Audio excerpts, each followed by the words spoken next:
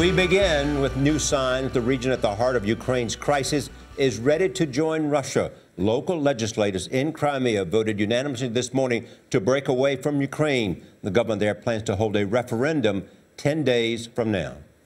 Diplomats are still working to end the standoff. Secretary of State John Kerry meets with European colleagues today in Rome after speaking with his Russian and Ukrainian counterparts yesterday in Paris.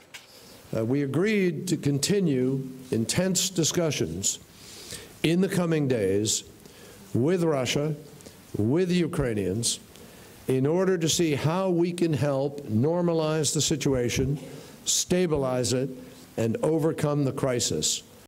Meanwhile, violence continues in parts of Ukraine. Elizabeth Palmer is in the Crimean port city of Mirny, where there was a dramatic act of sabotage overnight. Elizabeth, good morning.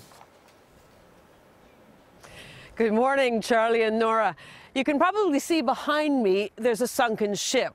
Well, the Ukrainian Navy tells us that it was sunk on purpose at midnight. They say by the Russian military, and the whole point was to block this busy shipping channel, to stop ships coming in and out not only of the commercial port, but the naval port. The Ukrainian Navy is remaining loyal to the government in Kiev, but of course there is, as you mentioned, Nora, pro-Russian sentiment all across not only the Crimea, but all of eastern Ukraine. In the eastern city of Donetsk, demonstrators again fought with riot police and rushed the local administration building. Some shouting, "Putin, come." They despise the new Western-leaning government in Kiev, afraid it will punish this pro-Russian part of the country by starving it of money and jobs. To the south in Crimea, the pro-Russian population also insists on being heard and seen.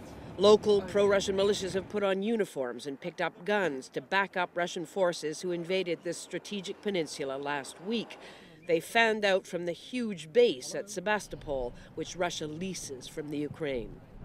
The Black Sea Fleet has been based here in Sebastopol for more than 200 years. It is central to Russia's naval might in the world. And no matter what happens in negotiations, President Putin is never going to give this up. But there is a fierce diplomatic war going on over what comes next. In a sinister incident last night, Robert Seri, a United Nations envoy, came to Crimea on a fact-finding mission.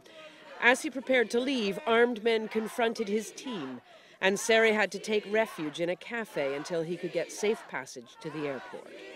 The Ukrainian sailors that we've been speaking to this morning can't believe their eyes. They say they heard this explosion around midnight, and when the sun came up, of course, this astonishing ship right across the mouth of the harbor. It's going to be very difficult to lift, they say, and they're not sure quite what they're going to do. Charlie, Nora? Elizabeth, thank you so much.